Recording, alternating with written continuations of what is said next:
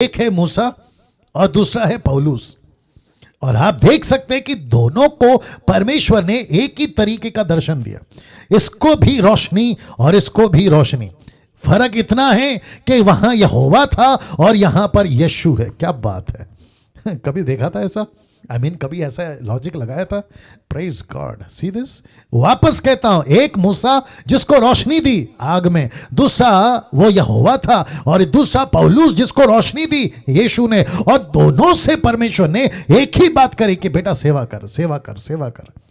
बहुत ध्यान से सुनिएगा, मैं वापस रखने जा रहा हूं। एक विश्वासी ने परमेश्वर का भय मानना पूरी जिंदगी पर बहुत जरूरी है। क्यों? क्योंकि इन दोनों ने हमको आगे बताया कि भय क्या चीज होती है। मूसा और पौलुस ने कहा इब्रानियों की किताब में, देखो मैं पढ़ने जा रहा हूं, the book of Hebrew chapter 12 verse 18 लिखा है, तुम तो उस पहाड़ के पास। मूसा बोल रहा है पौलुस की भाषा, माफ करें, पौलुस बोल रहा है मूसा की भाषा में। बहुत ध्यान से सुनिएगा, मैं रिपीट करता हूं, पौलुस बोल रहा है मूसा की भाषा में। तब तुम तो उस पहाड़ के पास जो छुआ जा सकता था, आग से प्रज्वलित था, काली घटा, अंधेरा और आंधी के पास। वचन 19, तुरी की ध्वनि बोलने वाले के ऐसे शब्द के पास नहीं आए, जिसके सुनने वालों ने विनती की कि अब हमसे और बातें ना की जाए। वचन 20, क्योंकि वे उस आज्ञा को ना सह सके, यदि कोई पशु भी पहाड़ को छुए तो पत्थरवाह किया जाए। कौन बोल रहा है? पौलुस। किसकी भाषा है? मूसा की। मूसा को किसने बताया? परमेश्वर ने। तो वो इंटरप्रेट कर रहा है इब्रानियों किताब में। फिर आगे कहता है वचन 21 में, वह दर्शन ऐसा डरावना था, मैं रिपीट कर रहा हूं, वह दर्शन ऐसा डरावना था कि मूसा ने कहा, मैं बहुत डरता और कांपता हूं। माय गॉड, आज क्या हो रहा है? लिखा है मैं डरता और कांपता हूं। वचन 22, पर तुम, पौलुस अभी बात कर रहा है मेरी और आपकी, वो कहता है पर तुम सिय्योन के पहाड़ के पास, जीविते परमेश्वर के नगर स्वर्गीय यरूशलेम के पास, लाखों स्वर्गदूतों, उन पहलोटों की साधारण सभा, कलीसिया जिनके नाम स्वर्ग पर लिखे हैं, सबके न्याय परमेश्वर के पास सिद्ध किए हुए धर्मियों के आत्माओं।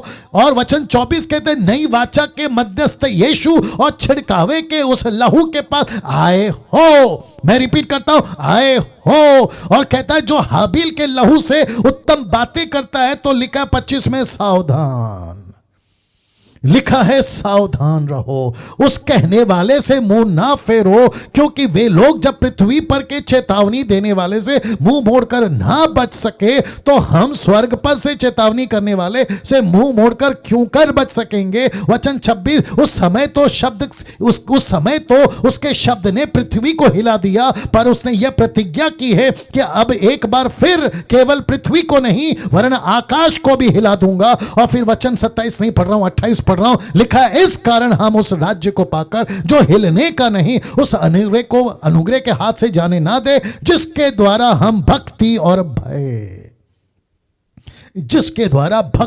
भय सहित परमेश्वर की ऐसी आराधना कर सकते हैं जिससे वो प्रसन्न होता है। वचन 29 कहता है, क्योंकि परमेश्वर भस्म करने वाली आग है। आहा हा हा हा हा हा। दोस्तों, कैसा लग रहा है? कैसा लग रहा है?